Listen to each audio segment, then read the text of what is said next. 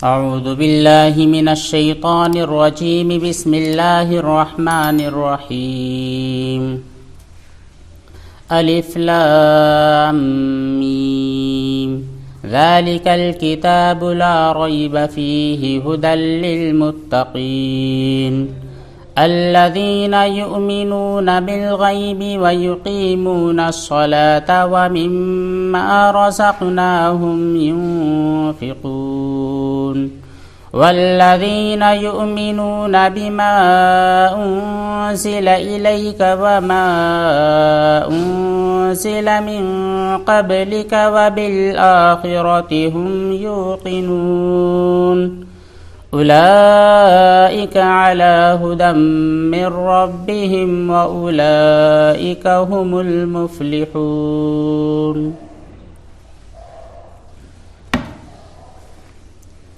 یہ 5 آیتیں سورہ بقرہ کی ابتدائی آیات ہیں۔ ترجمہ ان آیتوں کا شروع کرتا ہوں میں اللہ کے نام سے جو بڑا مہربان نہایت رحم والا ہے۔ یہ وہ کتاب ہے جس میں کوئی شک نہیں ہے، ہدایت ہے اللہ تعالیٰ سے ڈرنے والوں کے لیے، ان لوگوں کے لیے جو ایمان لاتے ہیں غیب پر، نماز قائم کرتے ہیں اور جو کچھ ہم نے انہیں دے رکھا ہے اس میں سے خرچ کرتے ہیں، اور وہ لوگ جو ایمان لاتے ہیں ان تمام چیزوں پر جو آپ پر نازل کی گئی اور آپ سے پہلے انبیاء پر نازل کی گئی، اور آخرت کے دن پر یہ یقین رکھتے ہیں۔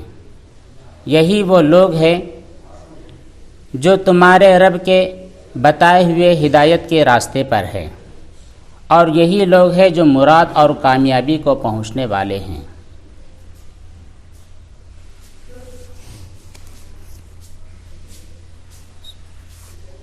قرآن کریم کی 114 سورتوں میں ایک سورت جو سب سے زیادہ بڑی ہے وہ یہی سورت ہے جس کو ہم سورہ بقرہ کہتے ہیں۔ یہ جو سورہ بقرہ ہے یہ مدنی سورت ہے۔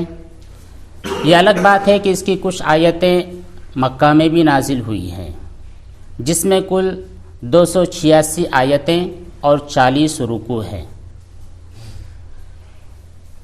پچھلے درس میں آپ نے سنا تھا کہ سورہ فاتحہ پورے قرآن کریم کا خلاصہ بھی ہے اور پورے قرآن کا ابتدائیہ بھی ہے، یعنی یہ قرآن کریم کا افتتاح بھی ہوتا ہے اور وہیں پر غور کیا جائے تو پورے قرآن کریم کا متن بھی اس کے اندر داخل کر دیا گیا ہے۔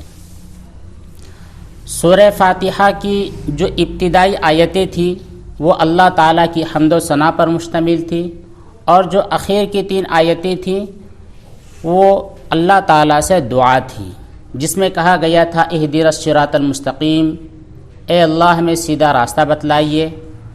پھر وہ راستہ نیک لوگوں کا کیسا ہوتا ہے، نیک لوگ کیسے ہوتے ہیں، کن کے راستے پر چلنا ہے، یہ پوری تمہیدی دعا ہم نے مانگی تھی۔ اس کے جواب میں اللہ تعالیٰ نے یہ سورہ بقرہ اور مکمل قرآن کریم دے دیا ہے۔ ہم نے دعا کی تھی اللہ ہمیں سیدھا راستہ دکھلائیے، تو وہاں پر جواب میں اللہ نے ارشاد فرمایا کہ لے لو، یہ پورا قرآن کریم تمہارے سامنے ہدایت کے طور پر رکھا گیا ہے، اس کے ایک ایک حرف میں تمہارے لیے دونوں جہاں کی ہدایت ہے، کامیابی ہے۔ اس سورت کا جو سب سے پہلا جملہ ہے الف لام میم، اور جو سب سے پہلی آیت بھی ہے، اس کو حروف مقطعات کہا جاتا ہے۔ مختصراً یہ کہ یہ جو حروف مقطعات بہت ساری سورتوں کے شروع میں 2-3 حروف کے ساتھ ہوتے ہیں، الف لام میم ہے، حا میم ہے، صاد ہے، نون ہے، یہ تمام کے تمام حروف مقطعات ان کا معنی صرف اور صرف اللہ تبارک و تعالیٰ جانتے ہیں۔ اس کے اندر بہت سارے رموز و اسرار ہیں جو اللہ کے علم میں ہیں۔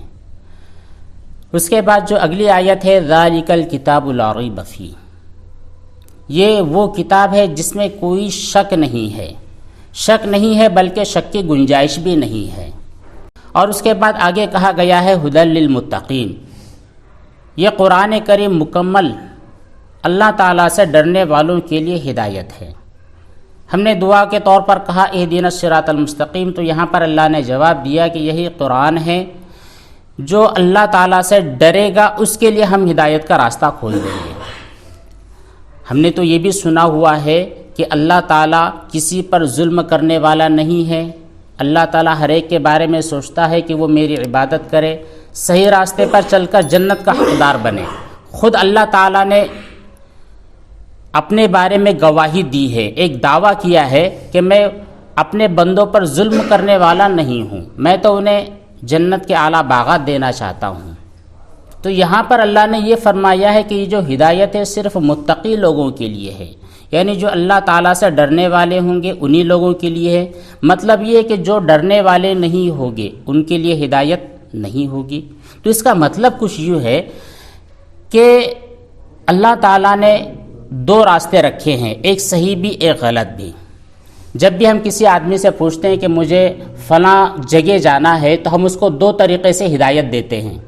ایک ہدایت یہ ہوتی ہے کہ ہم اس کو اپنی بائک پر بٹھا لیتے ہیں یا پھر ہم خود اس کی بائک پر سوار ہو جاتے ہیں، اس کی منزل مقصود تک اس کا ہاتھ پکڑ کر پہنچا دیتے ہیں، یہ بھی ہدایت ہے۔ دوسری ہدایت یہ ہوتی ہے کہ بھائی آپ یہاں سے رائٹ ٹرن کر لیجئے، پھر وہاں سے اسٹریٹ چلے جائیے، پھر وہاں پر ایک چیز نظر آئے گی، اس کے بازو میں آپ کی منزل مقصود ہے۔ یہ دونوں ہدایتیں ہیں۔ تو اسی طرح کی سیم ہدایتیں اللہ تعالیٰ نے ہم جیسے لوگوں کے ساتھ رکھی ہے۔ اگر ہم اللہ تعالیٰ کے سامنے ڈرنے والے ہوں گے، اللہ تعالیٰ کے احکامات کی پابندی کرنے والے ہوں گے، اللہ تعالیٰ کی وحدانیت کا یقین کرنے والے ہوں گے، تمام چیزوں کو ماننے والے ہوں گے، تو اللہ تعالیٰ ہمارا ہاتھ پکڑ کر صحیح راستے پر پہنچا دے گا، منزل مقصود تک پہنچا دے گا۔ اور اگر ہم اللہ تعالیٰ کی مانتے نہیں ہے، یا یہ کہ ہم سب کچھ جانتے ہوئے ہم نے طے کر رکھا ہے کہ کسی بھی صورت میں ہم کو صحیح بننا نہیں ہے، ہم کو سدھرنا نہیں ہے، تو پھر یہ ہے راستہ، دیکھیے وہاں پر آپ کو پہنچنا ہے، اس طرح گزرنا ہے، ویسے جانا ہے، اور آپ کی ڈیسٹینیشن حاضر۔ تو یہاں پر دوسرے والے لوگ، تو یہاں پر پہلا درس ہمیں ملتا ہے، اگر ہمیں جنت میں پہنچنا ہے، اللہ تعالیٰ کی رضامندی حاصل کرنی ہے، تو خود اپنے آپ کو تیار کرنا ہوگا، اپنے آپ کو اللہ تعالیٰ کے تابع کر دینا ہوگا۔ اس کے بعد میں ہمیں قرآن کریم سیدھا راستہ بتلائے گا، بلکہ اللہ تعالیٰ ہمارا ہاتھ پکڑ کر جنت میں داخل کروا دیں گے۔ اس کے بعد جو اگلی آیت ہے الذین یؤمنون بالغیب، متقی لوگ کون ہوتے ہیں؟ اگر ہم یہ سوچنے لگے مجھ کو اللہ سے ڈرنا ہے، اللہ کی مان کا زندگی گزارنا ہے، تو اللہ مجھ کو اپنا ہاتھ پکڑ کر جنت میں داخل کر دیں گے، تو ایسے کون لوگ ہیں گے؟ متقی کب بنیں گے ہم؟ تو متقی لوگوں کی صفات بیان کر دی ہے، 3 صفات ہے۔ الذین یؤمنون بالغیب، پہلی صفت تو یہ ہے کہ وہ لوگ جو غیب کی باتوں پر ایمان لاتے ہیں۔ یہاں پر وحدانیت، اللہ تعالیٰ کی ربوبیت، اللہ تعالیٰ کے پروردگار ہونے کا یقین۔ دیکھیے ہمارا جتنا بھی ایمان ہے یہ سب غیب کے ساتھ تعلق ہوتا ہے۔ ہماری نظروں کے سامنے جو چیزیں ہوتی ہے اس کو اگر ہم دیکھتے ہیں، محسوس کرتے ہیں، اس کا علم رکھتے ہیں، تو اس کو جاننا اور سمجھنا کہا جاتا ہے۔ جو چیز ہمارے نالج میں نہیں ہے بلکہ کسی نے بتلا دیا ہے کہ فلاں راستہ اس طرح ہے، وہاں پر تم مت جاؤ، تو ہم نے اس کی بات کو ویلیو دیا، اس کی بات کو ہم نے سر آنکھوں پر رکھا اور اس کی بات پر عمل کرتے ہوئے اس راستے سے نہیں گزرے، تو مطلب یہ ہے کہ ہم نے اس کی بات پر، جو کہ غیب والی تھی، ہم نے اپنی آنکھوں سے دیکھا نہیں ہے لیکن اس کی بات پر یقین کر لیا۔ تو اس زندگی کے بعد جتنے بھی حالات پیش آنے والے ہیں، جیسے ہی ہماری آنکھیں بند ہوگی تو لامحدود جہان ہمارا انتظار کر رہے ہیں۔ موت و حیات کا معاملہ ہے، محشر کا معاملہ ہے، میزان کا معاملہ ہے، اللہ تعالیٰ کو دیکھنے کا معاملہ ہے، اللہ کے سامنے سجدہ کرنے کا معاملہ ہے، حساب و کتاب کا معاملہ ہے، نبی کریم صلی اللہ علیہ وسلم کے ہاتھوں سے جام کوثر پینا ہے، جنت ہے، جہنم ہے، پل صراط ہے، یہ سب کے سب چیزیں غیب پر ہے، اور انہی تمام باتوں پر ایمان لانا ہے۔ اسی طرح وہ تمام چیزیں جو گزر چکی ہیں، جیسے آگے تذکرہ آئے گا کہ ہم ان تمام رسولوں پر ایمان لاتے ہیں۔ تو جتنے بھی رسول اور انبیاء اس دنیا میں تشریف لائے ہیں ہم نے ان کو دیکھا نہیں ہے، لیکن قرآن کریم نے بتلا دیا اور نبی کریم نے بتلا دیا کہ انبیاء و رسول آئے ہیں، اس لیے ہمیں ان کی بات پر، غیب کی بات پر ایمان لانا ہے۔ اسی طرح 4 کتابیں، قرآن کریم کے علاوہ کل 3 کتابیں، توراۃ، زبور، انجیل، یہ جو تینوں کتابیں ہیں یہ اللہ تعالیٰ کی جانب سے ہے، اس کے اوپر یقین رکھنا ہے۔ یہ الگ بات ہے کہ آج جو تحریف ہو چکی ہے، جو بائبل ہمارے دور کے اندر ہے، اس کے اندر قطر و بیون سے کام لیا گیا ہے، اس کے آسمانی ہدایات کو مٹا دیا گیا ہے، اس کی تعلیمات پر ایمان تو نہیں لاتے ہیں، البتہ یہ اللہ تعالیٰ کی جانب سے ہے، یہ ہے غیب کا ایمان، تو غیب پر ایمان لاتے ہیں۔ اگر ہم غیب پر ایمان لانے والے ہو گئے تو پھر متقیوں کے اندر ہمارا شمار ہو جائے گا۔ جب متقیوں کے اندر شمار ہوگا تو اللہ تعالیٰ ہمیں جنت میں داخلے کے لیے راستے کھول کھول کر ہمیں وہاں تک پہنچا دیں گے۔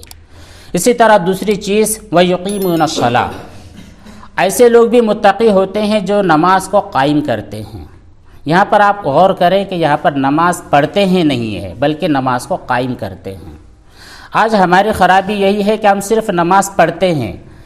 پڑھنے کا مطلب یہ ہوتا ہے کہ اگر ہمارا دل ہوا، ہمیں موقع ملا، ہم سفر میں نہیں ہیں، ہمارے پاس چانس ہے، بائی چانس مسجد کے پاس تھے، اذان کی آواز کان میں پڑ گئی، یا پھر مسجد میں پہنچنے کے بعد جیسے چاہا ہم نے نماز ادا کر لیا، ہمارے دل میں اخلاص ہے نہیں ہے، طہارت کا مکمل اہتمام ہے نہیں ہے، ان تمام چیزوں کی اگر رعایت نہ کی جائے تو ہم نماز پڑھنے والے ہو جائیں گے۔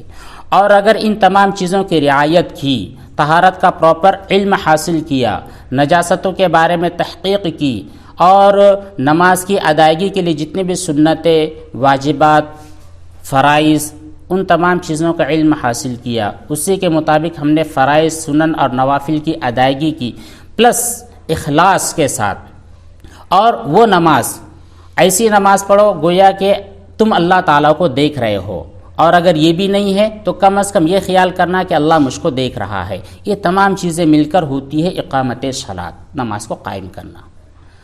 اس کے بعد جو اگلی چیز ہے وَمِمَّا رَزَقْنَاهُمْ يُنْفِقُونَ، ایسے لوگ بھی متقی ہوتے ہیں جو اللہ تعالیٰ نے ان کے پاس مال دے رکھا ہے اس میں سے خرچ کرتے ہیں۔ یہ دونوں چیزیں بڑی ٹف ہے۔ بھلے ہی آدمی غیب کی باتوں پر ایمان لے آئے گا، اس کو سمجھایا جائے کہ بھائی اللہ کے علاوہ کسی کے سامنے سر کو مت جھکا، مان لے گا نہیں جھکائے گا، اللہ تعالیٰ کے سامنے ہی سر کو جھکائے گا۔ لیکن جو اگلی چیز ہے نماز کے قائم کرنے کی، یہ ذرا مشکل جاتی ہے۔ خود قرآن کریم کے اندر بھی اللہ تعالیٰ نے ارشاد فرمایا جگہ کہ لوگوں پر جو سب سے زیادہ بھاری چیز ہوتی ہے وہ نماز ہوتی ہے۔ دیکھیے ارکان اسلام کل 5 ہے، کلمہ توحید، نماز، روزہ، زکوٰۃ، حج۔ ان کے بغیر ہمارا اسلام مکمل نہیں ہوتا ہے۔ جب بھی جو چیز کا تقاضا ہمارے سامنے ہے اس کو پورا کرنا ہے۔ تو روزہ ہوا تو سال بھر میں ایک مرتبہ ہوتا ہے، لوگ خوشی خوشی روزہ رکھ لیتے ہیں، ٹینشن ان کو ہوتا نہیں ہے۔ اور حج زندگی بھر آدمی کے اوپر نہیں ہے، زندگی میں صرف ایک مرتبہ، ہر سال نہیں ہوتا ہے بلکہ زندگی بھر میں ایک مرتبہ حج فرض ہوتا ہے۔ لوگ خواہش مند ہوتے ہیں کہ اپنا ٹکٹ بنوا لیتے ہیں اور پاسپورٹ بنا لیتے ہیں کہ ہم کو یہ عبادت ہم پر فرض ہے، ہمیں ادا کرنی ہے، خوشی خوشی ادا کرتے ہیں۔ زکوٰۃ کا جو معاملہ ہوتا ہے یہ بھی بہت زیادہ مشکل نہیں ہوتا، کیونکہ پہلی بات تو یہ ہر انسان پر واجب نہیں ہوتی، ہر انسان پر فرض زکوٰۃ نہیں ہوتی ہے۔ 1000 لوگ ہیں، ان میں سے جتنے لوگ صاحب نصاب ہوتے ہیں، جن کے پاس آج کے دور میں 25,000 روپئے سے زائد رقم ہوتی ہے ان کی اپنی ملکیت میں، اور ان کے اوپر کوئی قرض ہوتا نہیں وغیرہ وغیرہ، یعنی وہ صاحب نصاب ہوتے ہیں، تو ان لوگوں پر زکوٰۃ واجب ہوتی ہے۔ تو زکوٰۃ واجب ہونے کے بعد بھی لوگ 50% سے زائد تو خوشی خوشی دے دیتے ہیں۔ لیکن جو نماز کا معاملہ ہے یہ ہر ایک پر ہے، چاہے وہ امیر ہو، غریب ہو، اور ایک کے ایسے بھی نہیں بلکہ دن بھر میں 5 مرتبہ ہے، تو آدمی اس کو اپنا ذرا جان پہ لاتا ہے، اس کا دل نہیں چاہتا ہے میں مسجد میں جاؤں۔ اسی لیے اللہ تعالیٰ نے تمام چیزوں کا ذکر نہ کرتے ہوئے یہاں پر سب سے پہلے جس چیز کا ذکر کیا ہے وہ اقامت صلاۃ کا ہے۔ تو اقامت صلاۃ یہ بہت اہم چیز ہے ہماری زندگی میں۔ جب تک اقامت صلاۃ پر ہم اتریں گے نہیں تب تک اگلی جو تمام چیزیں ہیں وہ ہمارے اندر آنے والی نہیں ہے۔ تو متقی بننے کے لیے سب سے پہلی ضرورت تو ہمارا ایمان بالغیب ہے، دوسری جو چیز ہے وہ اقامت صلاۃ ہے، اور تیسری چیز وَمِمَّا رَزَقْنَاهُمْ يُنْفِقُونَ، جو کچھ ہم نے لوگوں کو دے رکھا ہے اس میں سے خرچ کرتے ہیں۔ اچھا، یہاں پر بھی حج کا تذکرہ نہیں ہے، روزے کا تذکرہ نہیں ہے، مال کے خرچ کرنے کا تذکرہ ہے۔ یہ بھی چیز لوگوں پر بہت زیادہ ٹف جاتی ہے، بہت زیادہ مشکل ہوتا ہے۔ یہ اس لیے ہوتا ہے کہ لوگ یہ سمجھتے ہیں کہ پراپرٹی میری ہے، یہ مال میرا ہے، جبکہ اللہ نے اس کی نفی کر دی اور کہا وَمِمَّا رَزَقْنَاهُمْ۔ اس کا ترجمہ اگر آپ غور سے سمجھو گے تو اس کا ترجمہ ہوتا ہے کہ ہم نے جو روزی انہیں دے رکھی ہے، مطلب اللہ کہہ رہے ہیں کہ اگر تمہارے پاس 1000 روپیے تب بھی ہم نے دیا، 1 کروڑ ہے تب بھی ہم نے دیا۔ جب ہمارا یہ یقین ہو جائے کہ ہمارے پاس جو بھی مال ہے وہ اللہ کا دیا ہوا ہے تو پھر دینے میں تکلیف نہیں ہوگی۔ لیکن ہمیں جو دینے میں تکلیف ہوتی ہے، چاہے زکوٰۃ کے دینے میں ہو، چاہے صدقہ دینے میں ہو، چاہے کسی بھی بھلائی اور نیک کے کاموں میں رقم دینا، چاہے وہ 1 لاکھ کی ہو یا پھر 1 روپیے کی ہو، جو تکلیف ہوتی ہے دراصل اس تکلیف کے پیچھے راز یہ ہے کہ یہ مال میرا ہے، ہمارے دل میں سے نکال دینا ہے کہ مال میرا نہیں ہے، کیونکہ اللہ نے یہاں پر صاف کہا کہ وَمِمَّا رَزَقْنَاهُمْ، جو بھی مال ہوتا ہے ہم ہی انہیں دیتے ہیں۔ تو یہ جو 3 چیزیں ہیں، یہ 3 چیزیں لوگوں کے لیے بڑی بھاری اور مشکل جاتی ہے، اس لیے اللہ نے ان کا تذکرہ کیا ہے۔ جب یہ تینوں چیزیں ہماری زندگی میں آ جائیں گی تو ہمیں متقی بننے سے کوئی بھی روک نہیں سکتا، ہم متقی بن جائیں گے، پھر ہمارا حشر بہترین لوگوں کے ساتھ ہوگا۔ اسی کے اگلی جو آیت ہے وَالَّذِينَ يُؤْمِنُونَ بِمَا أُنزِلَ إِلَيْكَ وَمَا أُنزِلَ مِن قَبْلِكَ۔ اسی طرح یہ لوگ ایمان لاتے ہیں ان تمام باتوں پر جو ہم نے آپ پر نازل کی۔ اللہ کے نبی کے بارے میں اللہ ارشاد فرما رہے ہیں کہ آپ پر، یعنی قرآن کریم، اب آگے جتنے بھی احکامات آنے والے ہیں۔ ایک بات یہ بھی ہے کہ جو سورہ بقرہ ہے اس میں احکامات بہت زیادہ ہے، نماز، روزے، زکوٰۃ وغیرہ، ہماری زندگی کے اندر جتنے کام ہوتے ہیں ان کو کہا جاتا ہے احکامات۔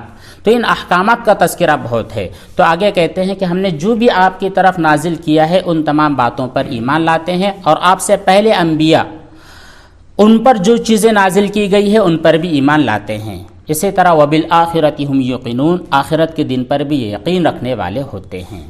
اولئک علی ھدی من ربہم، اب آخر میں اللہ تعالیٰ نے مہر لگا دی کہ اگر اتنی تمام کوالٹی، اتنی تمام صفات لوگوں کے اندر ہوں گی تو اولئک علی ھدی من ربہم، یہی لوگ اپنے رب کی طرف سے ہدایت کے راستے پر اور صحیح راستے پر ہوتے ہیں۔ تو گزشتہ جو 5 چیزیں بیان کی گئی ہے، ایک سمجھ لو کہ ایمان مجمل ہے، ایک ایمان مفصل ہے۔